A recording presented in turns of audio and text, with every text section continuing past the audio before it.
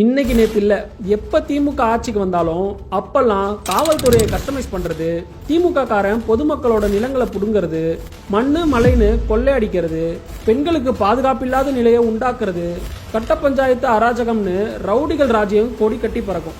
மக்களுக்கு மட்டுமில்ல, அரசு அதிகாரி, பத்திரிக்கைக்காரங்க, ஏன் பள்ளி குழந்தைகளுக்கு கூட பாதுகாப்பில்லாத ஆட்சி தான் தமிழகத்தில் நடக்குது.